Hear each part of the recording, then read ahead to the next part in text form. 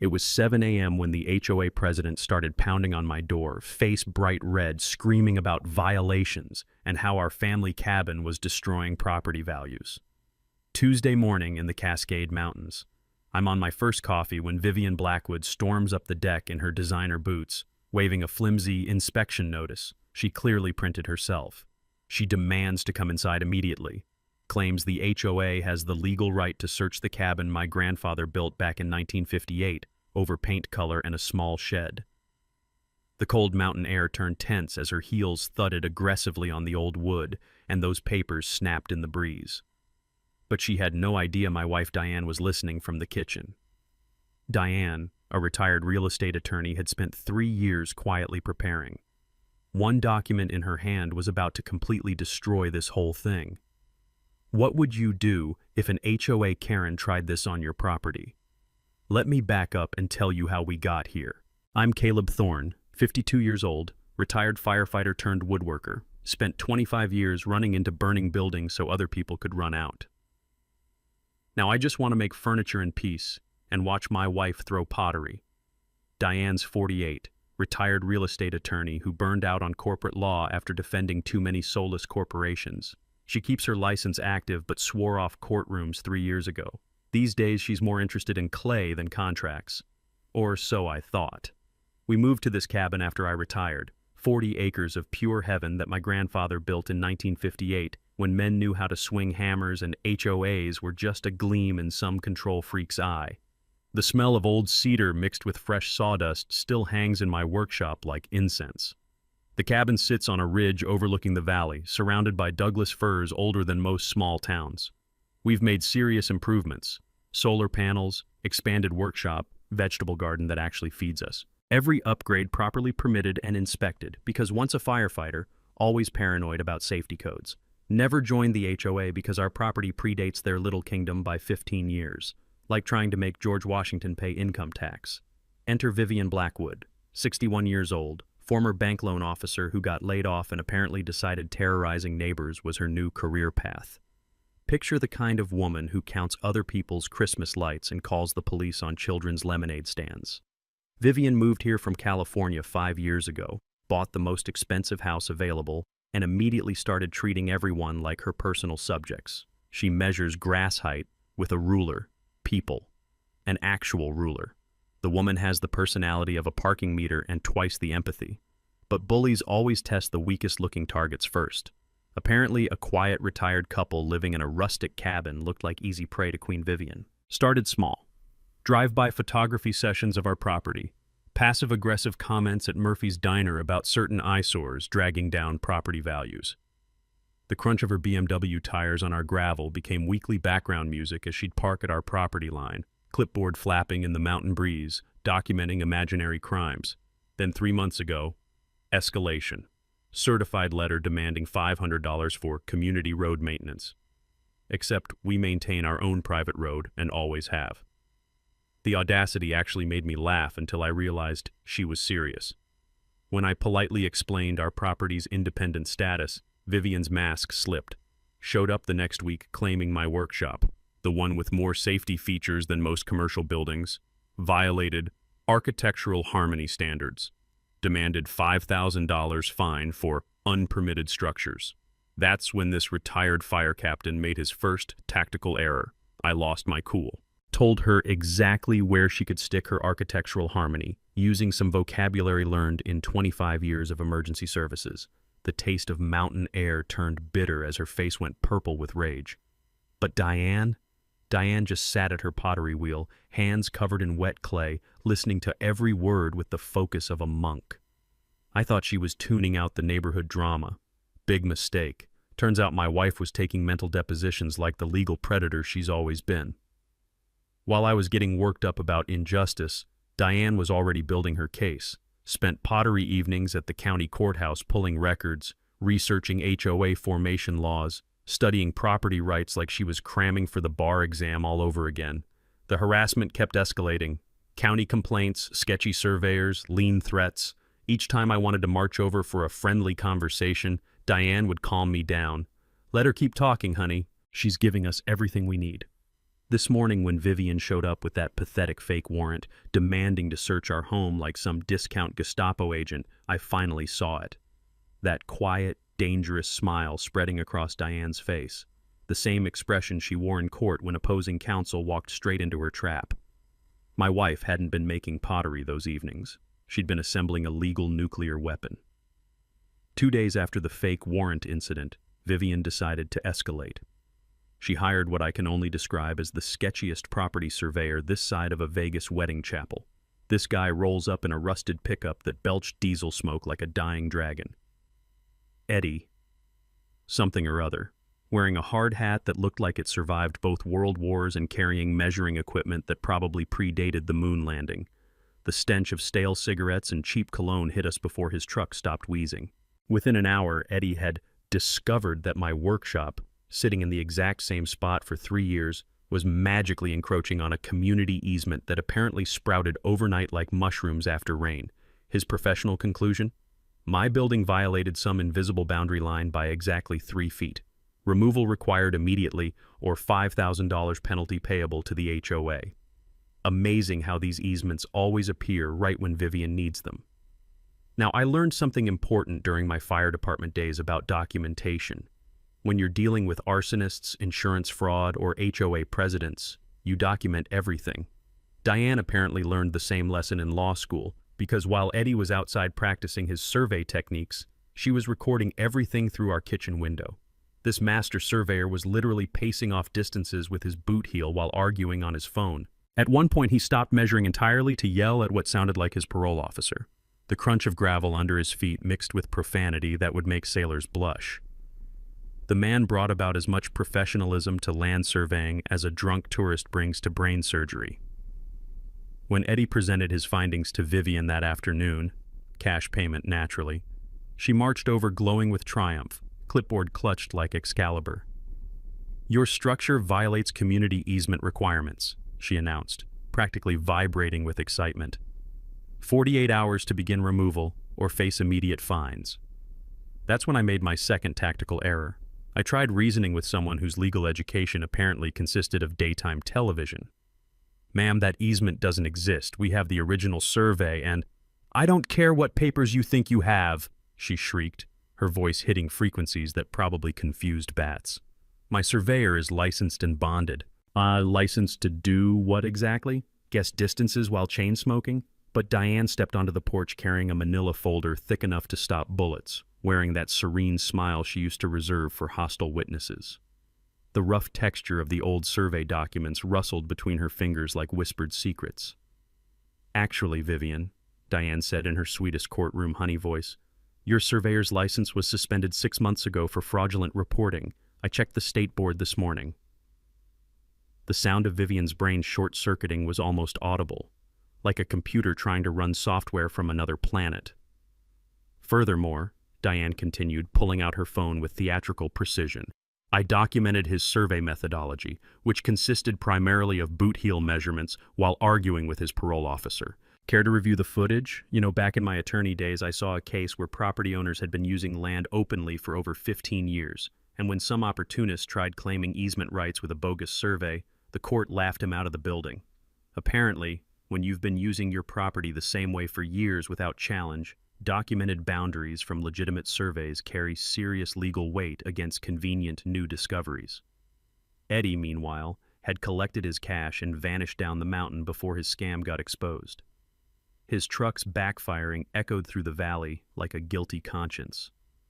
Vivian's face cycled through more colors than a malfunctioning traffic light. Red to white to purple to that special green reserved for people realizing they've been outsmarted by someone they underestimated. "This isn't over," she sputtered, death gripping her clipboard. "You're absolutely right," Diane replied, her smile turning predatory. "It's just getting started." By sunset, word had spread through the neighborhood faster than wildfire. Our mailman mentioned 3 families calling to ask about similar survey visits. The hardware store owner stopped by to warn us that Vivian had been asking questions about our property improvements and who'd done the work. That evening, while I processed getting schooled in legal warfare by my pottery-making wife, Diane was already 5 moves ahead. She'd filed complaints with the state surveyor licensing board about Eddie's fraudulent work and started researching Vivian's harassment patterns with other neighbors. Turns out we weren't Vivian's only targets. 3 other families had received identical bogus violation notices over 2 years. Same delicensed surveyor. Same demands for immediate cash payments to avoid legal consequences. But here's what really got my blood boiling. Vivian had targeted the elderly Hendersons first, scaring them into paying $3,000 before they realized the scam. Then, the young couple with the new baby, threatening to report them to authorities if they didn't comply immediately. The crisp mountain air tasted like justice that night as we sat on our deck reviewing Diane's research files. But something told me Vivian wasn't the type to learn from mistakes. She was the type to make bigger, stupider ones. Vivian's next move came exactly 1 week later, and it was a doozy. She'd apparently spent the weekend plotting because Monday morning brought a surprise visit from county code enforcement. Dale Whitmore rolled up in his official truck around 10 a.m. looking like he'd rather be anywhere else. Nice guy, probably mid-40s, the kind of inspector who actually wants to help people stay compliant rather than play gotcha games. "Sorry to bother you folks," Dale said, adjusting his baseball cap. "Got a complaint about unpermitted structures and safety violations. Need to take a look around." The smell of fresh coffee from our kitchen mixed with diesel exhaust as I invited him in. But here's where Vivian made her first mistake. She'd scheduled this inspection for when I'd normally be in town running errands, expecting to catch an empty house. Instead, she got Diane. My wife emerged from her pottery studio, clay-stained apron and all, carrying what looked like a small filing cabinet disguised as a 3-ring binder. "Of course, Inspector," Diane said with that sweet smile that meant someone was about to get educated. "We'd be delighted to show you around. Coffee?" Now, during my firefighter days, I learned something crucial about building inspections. The difference between a compliant property and a problem property isn't just following rules, it's documentation. You can build everything perfectly, but if you can't prove it, you're vulnerable to any bureaucrat having a bad day. Diane had apparently learned the same lesson in law school. As we walked the property, she produced documentation that made Dale's eyes widen. Every permit, every inspection report, every approval letter organized with military precision and backed up with photographs showing construction progress. "Solar installation 2022, she said, handing over pristine paperwork. "Licensed contractor, double electrical inspection, exceeded safety requirements by 30%. The sound of pages turning mixed with bird song as Dale flipped through documentation that most homeowners can only dream of having. "Workshop expansion 2021, Diane continued. "Foundation exceeds current standards, fire suppression voluntarily installed, structural engineer's approval included." I watched Dale's expression shift from dutiful compliance to genuine amazement. Here's a guy who probably spends most days chasing down actual violations, finding a property so thoroughly documented it could teach a seminar on building compliance. Then came the mini twist that changed everything. "Ma'am," Dale said, studying one particular document, "this structural assessment, it's signed by the same engineer who designed the new county courthouse. How did you manage that?" Diane's smile turned mysterious. "Professional courtesy. I helped his firm with some legal issues a few years back." That's when I realized my pottery-making wife had been playing chess while everyone else was playing checkers. She hadn't just been collecting permits, she'd been leveraging her legal network to create bulletproof documentation. "I've been doing this 15 years, Dale said, closing the binder with a satisfying thunk. "And I've never seen compliance documentation this comprehensive. Whoever filed this complaint clearly hasn't been here. Perfect timing, as always." Vivian's BMW came screaming up our driveway just as Dale was praising our property. She exploded out of her car like a woman possessed, marching toward us with that clipboard and an expression that could sour milk. "Inspector!" she shrieked, heels clicking aggressively on gravel. "Thank goodness! These people are operating illegal structures that threaten our entire community." Dale turned slowly, and I recognized that look from my emergency response days. It's the same expression paramedics get when someone calls 911 because their neighbor's dog looked at them funny. "Ma'am, are you the complainant?" "Absolutely," Vivian announced, waving her clipboard like a battle standard. "As HOA president, I have a duty to report obvious violations." "And you've personally inspected these alleged violations?" The mountain air suddenly got thick with tension as Vivian realized she was talking to someone who actually knew building codes. "Well, I can see from the road that these structures obviously—" "Ma'am," Dale interrupted, his professional patience evaporating. "I just completed a thorough inspection. Every structure exceeds current standards. The documentation is exemplary." You could actually hear Vivian's brain short-circuiting, like a computer trying to process impossible data. "That's ridiculous," she sputtered. "These buildings violate setbacks and architectural harmony." "Which specific codes?" Dale asked, pen ready. "Because county regulations don't cover architectural aesthetics, and all setbacks are properly maintained." Vivian stood there opening and closing her mouth like a fish, while Diane stepped forward with that predatory lawyer smile. "Inspector, would you mind noting in your report that this complaint was filed without factual basis? We may need that documentation." "Already planning on it," Dale replied. "And Mrs. Blackwood, filing false complaints is a misdemeanor. I'd verify facts before calling again." As Vivian stormed off and Dale drove away, I realized something profound. My wife hadn't just been making pottery during those evening studio sessions. She'd been building a legal fortress that made us completely untouchable. Vivian's next escalation came 2 weeks later, and it was her most desperate move yet. She'd apparently decided that if building codes couldn't destroy us, she'd hit us where it really hurts: our wallets.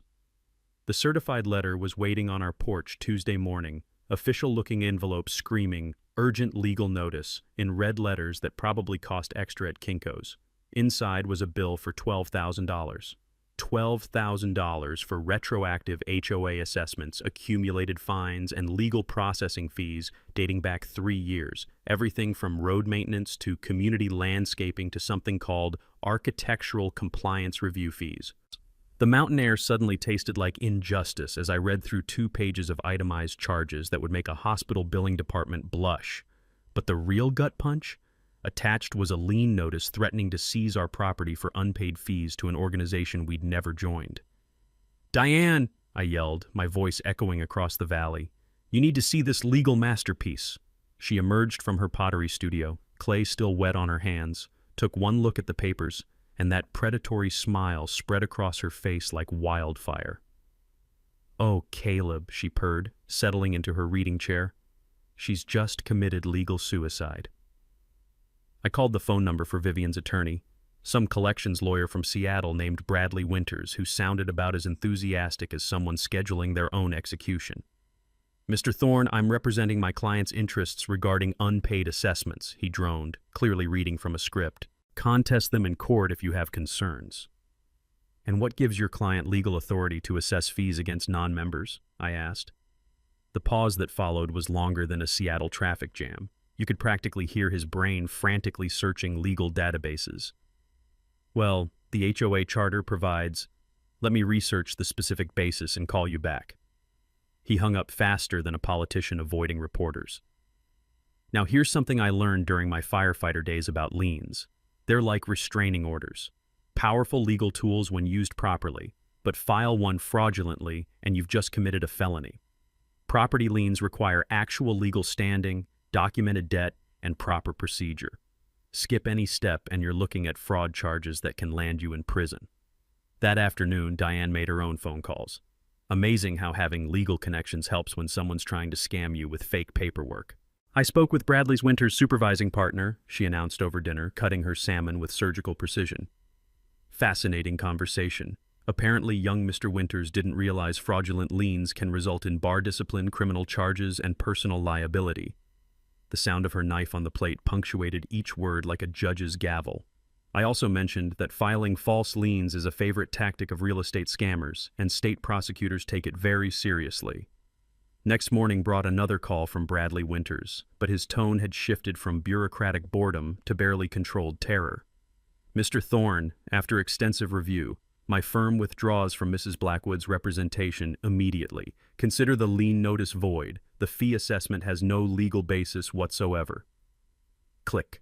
The sound of a lawyer abandoning a sinking ship. But losing her attorney just made Vivian double down on crazy. She spent the next week going door to door with a clipboard full of photos, trying to rally neighbors against the property destroyers who were single-handedly ruining their community.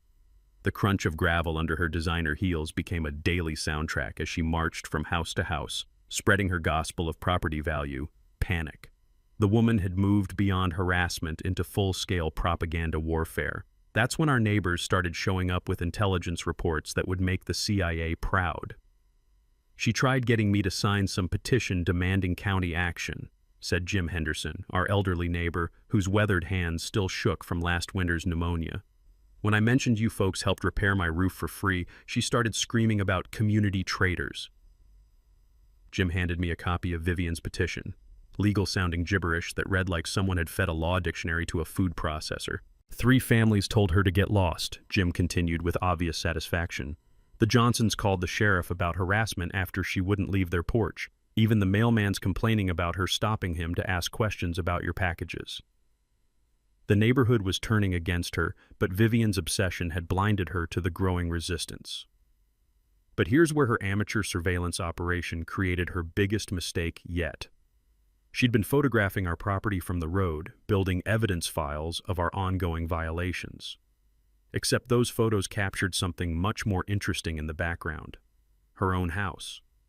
With crystal-clear shots of unlicensed business signs in her windows, commercial vehicles in her driveway, and a steady stream of clients entering what was supposed to be a residential property. Diane studied those photos with the intensity of a forensic accountant, her smile growing more dangerous by the minute. "Marcus," she said quietly, "I think it's time we discussed zoning violations. Real ones." That evening, while Vivian's surveillance photos were still spread across our kitchen table like evidence in a murder trial, Diane disappeared into what I'd always assumed was her pottery storage room. She emerged an hour later dragging a banker's box that looked like it had survived the Civil War, covered in dust thick enough to farm. "Remember when I said I'd been doing pottery during those evening sessions?" she announced, dropping the box with a satisfying crash. "I may have been creatively editing the truth." The musty smell of old documents filled our kitchen as she opened that box, revealing 3 years of legal research that would make the Library of Congress jealous. Property records, zoning maps, HOA documents, tax files, enough paperwork to bury a small government office. But the manila folder marked VB Gotcha made my heart race. Diane opened it like she was defusing a bomb, revealing documents that could have ended political careers. "Marcus, you know how Vivian claims authority over our property because the whole neighborhood falls under HOA jurisdiction?" I nodded, my mouth suddenly dry as desert sand.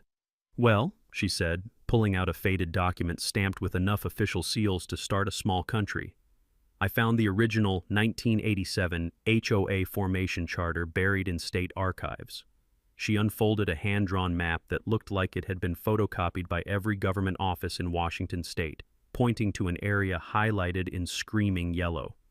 The HOA boundaries specifically excluded certain properties, existing structures, established lots, or... She paused like a prosecutor delivering a death sentence. Properties zoned for commercial use. My firefighter brain struggled to process what she was showing me. Vivian's house sits on Lot 47B. According to these records, Lot 47B was deliberately excluded from HOA boundaries because it retained 1970s commercial zoning. The mountain air suddenly crackled with electricity, like standing under power lines during a thunderstorm. "Wait," my voice came out as a croak. "You're saying the woman terrorizing us about HOA violations isn't even in the HOA?"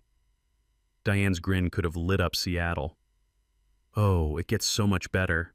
She produced tax records thick enough to stop bullets.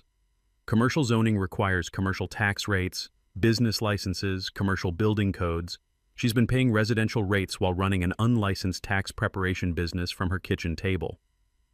The calculator she handed me felt hot in my hands as I stared at numbers that would give an accountant nightmares. Back taxes alone? $15,000, plus penalties, interest, and potential fraud charges. I sat there like I'd been hit by lightning, watching my pottery-making wife reveal herself as a legal terminator who'd been systematically building a nuclear weapon for 3 years. "But Caleb," she continued, clearly savoring every word, "remember those surveillance photos she took of our property?" She spread them across the table like playing cards in a winning poker hand. She accidentally photographed her own commercial violations. Business signs in windows, commercial vehicles, clients coming and going from a residentially zoned property. The irony hit me like a freight train loaded with justice. The woman threatening us with fake violations had been committing real violations the entire time. "How long have you known?" I managed to whisper. "Suspected from day one when she showed up with authority that made no sense. Confirmed everything 6 weeks ago." Her smile could have melted steel. But I wanted to see how deep she'd dig her own grave. She gestured at the photos Vivian had unknowingly provided as evidence against herself. "She's been so obsessed with destroying us, she just handed us the keys to destroy her completely." I stared at my wife and realized I'd been sleeping next to a legal assassin disguised as a potter. "What now?" I asked. Diane's smile turned absolutely lethal. "Now we decide whether to end this quietly, or watch her self-destruct publicly." The next morning, our kitchen table looked like mission control for a legal invasion. Diane had transformed our breakfast nook into a war room that would make Pentagon strategists weep with envy. "All right," she announced, spreading documents with the precision of a master chess player. "We have 3 options: nuclear strike immediately, graceful retreat opportunity, or—" She paused, that predatory smile spreading like wildfire. "Complete public annihilation at Saturday's HOA meeting while the whole community watches." The smell of fresh coffee mixed with the musty scent of 3 years' worth of legal ammunition as I studied Diane's battle plans.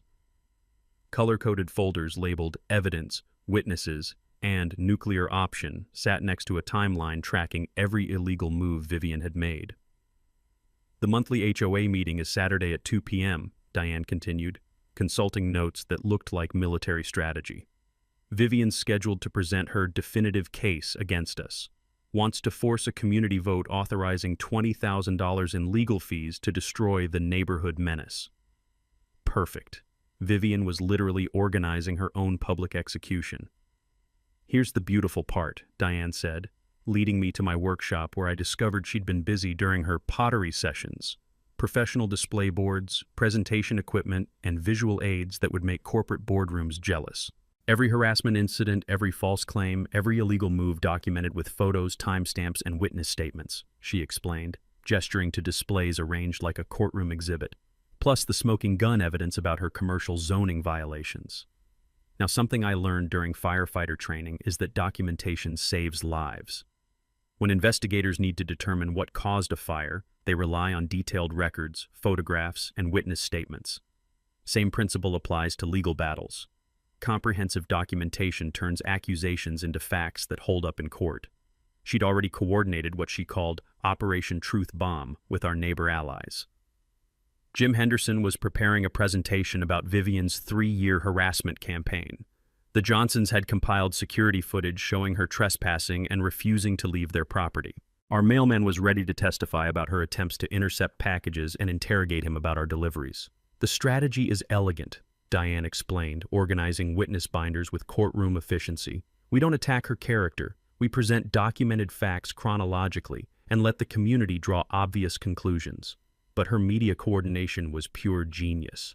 "Sarah Martinez from the Mountain View Gazette has been investigating HOA corruption across the region," Diane said, producing email chains thick as phone books. "She's won 3 journalism awards for exposing property rights abuse. This story is her specialty. Sarah would attend as an independent observer, not our advocate. Complete journalistic objectivity. If Vivian melted down publicly, it would be documented by an award-winning investigative reporter." The sound of power tools echoed from my workshop as we installed proper lighting and backdrop for clear photography of evidence displays. Every document would be visible, every chart readable, every piece of evidence photographically documented for the permanent record. "But here's where it gets really interesting," Diane said, pulling out correspondence that made my pulse race. "County Prosecutor Rebecca Walsh has been building a case about systematic HOA fraud in our region. She handed me investigative reports that read like organized crime profiles. Vivian had apparently left a trail of legal terrorism from California through Oregon before targeting our peaceful mountain community. Walsh is sending Deputy Prosecutor Michael Palmer to observe the meeting. If criminal activity gets publicly confessed," Diane's shrug suggested Vivian might want to consult a criminal defense attorney. I watched my wife orchestrate this legal symphony with growing amazement.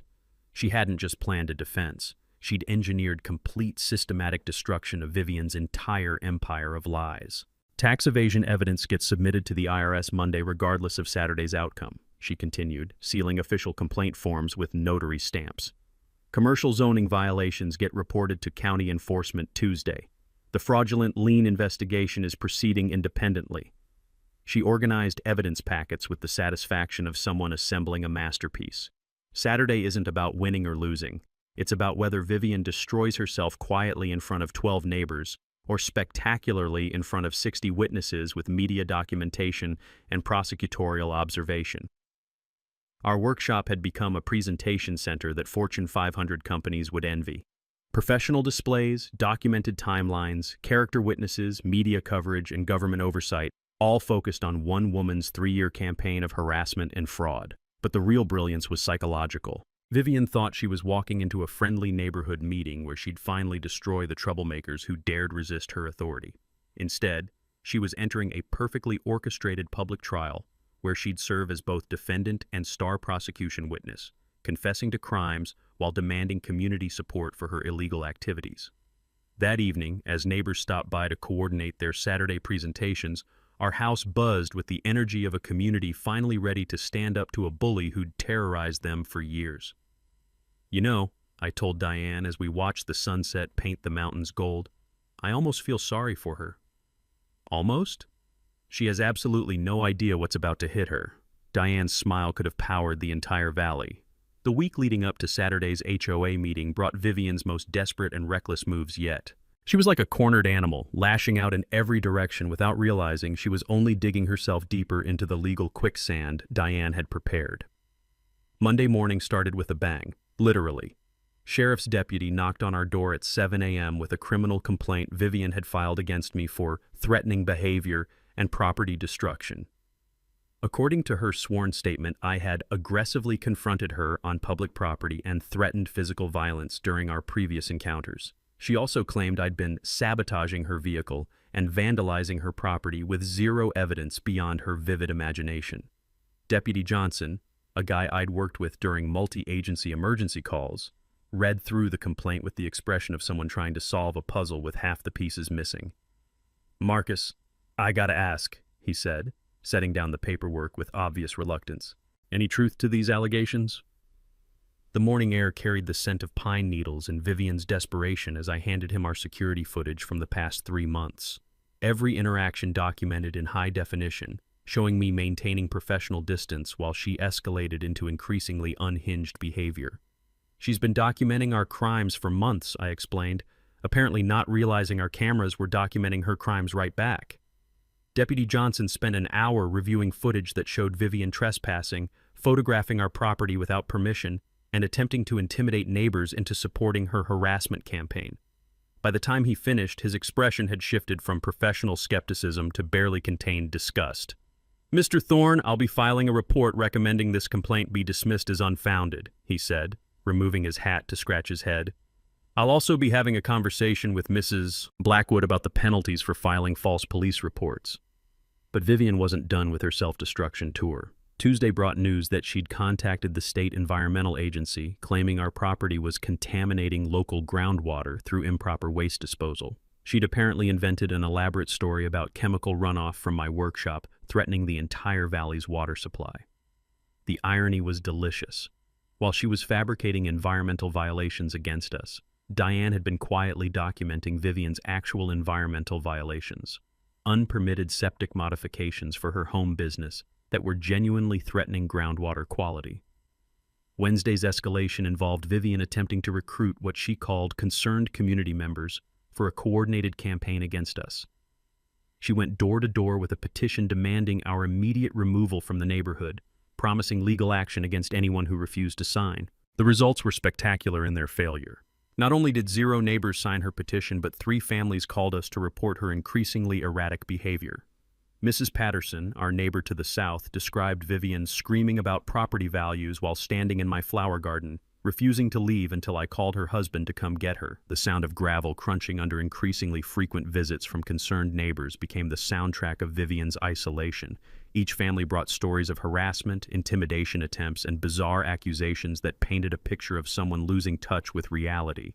Thursday brought her most desperate move yet: bribery. She approached Jim Henderson with an offer to compensate him for his inconvenience if he'd testify against us at Saturday's meeting. When Jim declined, she increased her offer to $500 cash for a sworn statement about our disruptive activities. Jim, being a decent human being and a retired postal worker who understood federal crimes, immediately contacted both us and the sheriff's department. Attempting to suborn perjury is a felony that can carry serious prison time, something Vivian apparently hadn't considered during her legal education from daytime television. Friday morning brought the environmental agency inspector, a thoroughly professional woman named Dr. Sarah Palmer, who spent 3 hours testing our property for the contamination Vivian had reported. The results were predictable. Our property showed 0 environmental violations, while her tests of the general area revealed concerning readings from the direction of Vivian's property, specifically from her unpermitted septic modifications. "Mr. Thorne," Dr. Palmer said as she packed up her testing equipment, "whoever filed this complaint either has no understanding of environmental science or deliberately wasted state resources with false accusations." And she handed me her business card with a knowing look. "If you discover evidence of actual environmental violations in your area, please don't hesitate to contact our enforcement division." By Friday evening, as Diane made final preparations for Saturday's presentation, we had documented evidence of Vivian committing criminal fraud, filing false police reports, attempting witness tampering, perjury solicitation, and environmental fraud, all in 1 week. "She's not just digging her own grave anymore," Diane observed, organizing evidence of Vivian's week-long crime spree. "She's excavating her own prison cell." Saturday morning dawned clear and crisp, perfect weather for watching someone's entire world collapse under the weight of their own stupidity and malice. Vivian had no idea she'd spent the week providing evidence for her own prosecution. Friday night brought Vivian's final, most desperate gambit. She'd apparently spent the week realizing her criminal complaint strategy wasn't working, so she decided to go nuclear with what can only be described as a propaganda blitz mixed with outright sabotage. It started with automated phone calls to every household in the neighborhood. Some robocall service she'd hired was blasting our neighbors with messages about emergency community meeting to address dangerous property violations threatening family safety. The calls went out every 2 hours from 6 p.m. Friday until Saturday morning, turning our peaceful mountain community into a war zone of ringing phones and increasingly angry residents. Mrs. Patterson called us at midnight, furious about being woken up for the 4th time by Vivian's emergency safety alert, claiming our workshop was 1 spark away from burning down the entire valley. But the robocalls were just the opening act. Saturday morning brought her masterstroke of stupidity. She'd hired a local printing company to produce and distribute flyers throughout the neighborhood. Professional quality propaganda pieces with our photos, property address, and detailed accusations of everything from tax evasion to environmental terrorism. The smell of fresh ink mixed with morning mountain air as neighbors brought us copies of Vivian's character assassination attempt. Glossy, full-color flyers that looked like wanted posters, complete with dramatic headlines like "Dangerous Neighbors Threaten Your Family" and "Stop the Scofflaws Before It's Too Late." Jim Henderson arrived at our kitchen door around 8 a.m. carrying a stack of flyers and shaking his head in amazement. "Marcus, she left these on every doorstep, mailbox, and car windshield from here to the main road," he said, spreading the propaganda across our table. "Must have cost her a fortune to print this many." Diane studied the flyers with the focus of a forensic accountant, her smile growing more predatory by the minute. "You know what's beautiful about these?" she said, pointing to fine print at the bottom. She included her full name, address, and contact information on material containing demonstrably false statements about us. That's libel per se with clear proof of publication and malice. The legal implications were staggering. Vivian had just created ironclad evidence for a defamation lawsuit that could cost her everything she owned. But she wasn't finished with her self-destruction marathon. Around 10 a.m., we discovered she'd been placing calls to local businesses, warning them against doing business with dangerous property owners who threaten community safety. She'd contacted our bank, insurance company, utility providers, and even the local hardware store, spreading lies about our character and demanding they take appropriate action to protect the community. Yes, the mountain air tasted like desperation as we fielded calls from confused business representatives asking about the serious allegations they'd received about our criminal activities and community threats. Our insurance agent, Dave Morrison, called personally to warn us about what he termed the most bizarre harassment campaign he'd encountered in 20 years. "Marcus, This woman called claiming you'd been convicted of arson and were operating illegal businesses that voided your coverage, Dave said, his voice mixing professional concern with personal bewilderment. When I asked for documentation, she started screaming about cover-ups and hung up. But Vivian's coup de grace was her attempt to sabotage the HOA meeting itself. She'd contacted the community center claiming we were violent individuals who posed a clear and present danger to meeting attendees. She demanded enhanced security, metal detectors, and restrictions on our ability to present inflammatory materials that might incite violence against law-abiding community members. The community center manager, thankfully, was a professional who dealt with difficult renters before. She called us directly to verify the situation, expressing confusion about why anyone would consider a retired firefighter and attorney dangerous to community meetings. She wanted me to ban you from bringing documentation to support your position, the manager explained. When I told her that seemed inappropriate, she offered to pay extra for private security to protect attendees from retaliation. By noon Saturday, as neighbors gathered for what Vivian believed would be her triumphant vindication, she'd managed to commit libel, harassment, business interference, and attempted witness intimidation, all documented with phone records, printed materials, and witness statements. The crunch of gravel under dozens of cars arriving for the meeting created a soundtrack of approaching justice. Neighbors were coming not to support Vivian's crusade, but to witness the public collapse of someone who'd terrorized them for 3 years. Sarah Martinez from the Mountain View Gazette arrived early, setting up her recording equipment and interviewing neighbors about their experiences with Vivian's harassment campaign. Deputy Prosecutor Palmer appeared around 1:30, taking a seat in the back with the casual confidence of someone expecting to witness multiple felony confessions. As 2 p.m. approached and the community center filled beyond capacity, Vivian sat in the front row clutching her presentation materials, completely oblivious to the legal firing squad she'd assembled around herself. She thought she was about to achieve her ultimate victory against the troublemakers who dared resist her authority. Instead, she'd orchestrated the most comprehensive public self-destruction in HOA history. The community center had never seen anything like it. 63 people packed into a space designed for 30, with standing room only and folks pressed against windows trying to get a view. The air buzzed with anticipation thick enough to cut with a chainsaw. Vivian strutted to the front of the room at exactly 2 p.m., clutching her PowerPoint remote like a magic wand that would finally vanquish her enemies. She'd dressed for victory in a sharp business suit and enough jewelry to fund a small country, radiating the confidence of someone who believed the cavalry was about to arrive. "Ladies and gentlemen," she announced, her voice carrying that shrill edge we'd all learned to recognize. "Today we address the cancer that's been destroying our community for 3 years." The projector screen flickered to life, showing her presentation title, "Removing the Threat: How Lawless Neighbors Destroy Property Values and Community Safety." She clicked to her first slide, a photo of our cabin taken from the road, with red arrows pointing to what she called obvious code violations and safety hazards. "These people," she continued, gesturing dramatically in our direction, "have systematically violated every community standard, ignored legal authority, and threatened anyone who dares hold them accountable." Click. Another slide showing my workshop, labeled Unpermitted Industrial Facility. Click. Our solar panels, somehow labeled Environmental Hazard. Click.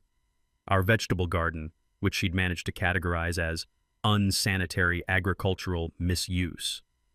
The sound of nervous shifting in chairs mixed with suppressed laughter as neighbors realized they were watching someone detached from reality give a presentation about an alternate universe. "I demand this board authorize immediate legal action," Vivian declared, her voice rising to frequencies that made dogs 3 counties over prick up their ears.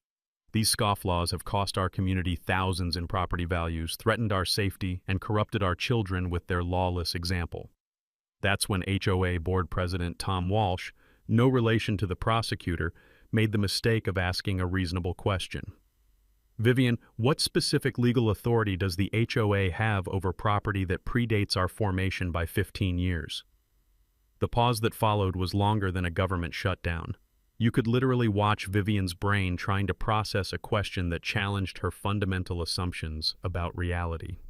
"The HOA has authority over all properties in this community," she screeched, her face cycling through colors like a mood ring having a nervous breakdown. "I am the president, and I have the legal right to enforce community standards." That's when Diane stood up with the calm dignity of someone about to perform surgery. Actually, Vivian, she said in her sweetest courtroom voice, may I share some documents that might clarify the situation? She walked to the front carrying a folder that looked thick enough to stop bullets, while the crowd held its collective breath. This is the original 1987 HOA formation charter, Diane announced, holding up official documents that rustled like whispered secrets, filed with Washington State and available to any citizen who cares to research public records. She read directly from the legal text.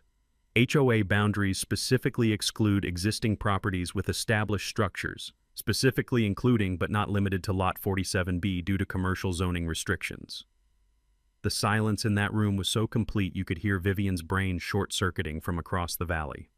Vivian, your house sits on Lot 47B, Diane continued with surgical precision. According to state records, you're not even a member of the HOA you claim to lead. The sound that came from Vivian's throat wasn't quite human, like a tea kettle having an existential crisis. Furthermore, Diane continued, producing more documents with the theatrical timing of a master prosecutor, your property retains commercial zoning from the 1970s, which requires commercial tax rates, business licenses, and compliance with commercial building codes. She handed copies to the board members, the reporter, and Deputy Prosecutor Palmer, who was taking notes with obvious professional interest. Based on tax records and business registration databases, you've been operating unlicensed commercial activities while paying residential tax rates for at least 5 years. The back taxes alone exceed $15,000. Vivian stood there, opening and closing her mouth like a fish experiencing atmospheric pressure, while camera flashes captured every moment of her public disintegration. That's impossible, she finally managed to shriek. Those documents are forged. This is a conspiracy. Actually, Deputy Prosecutor Palmer said, standing up with the calm authority of someone representing the full power of government, these are authentic state records. And Mrs. Blackwood, everything you've said here today has been recorded and witnessed. The reporter's pen was moving across her notepad like lightning, documenting every word of what was becoming the most spectacular public meltdown in county history. This meeting is illegal, Vivian screamed, losing whatever remained of her composure. You're all conspiring against a law-abiding citizen. I'll have you all arrested. That's when Tom Walsh delivered the final blow.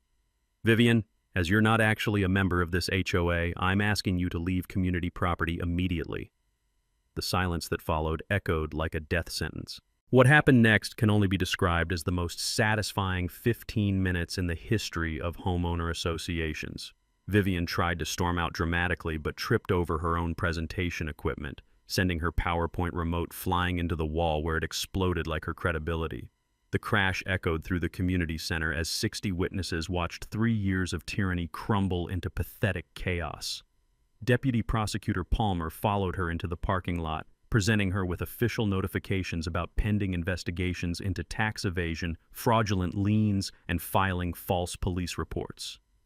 The Mountain View Gazette photographer captured the moment when Vivian realized she wasn't just losing an HOA dispute, she was facing potential felony charges.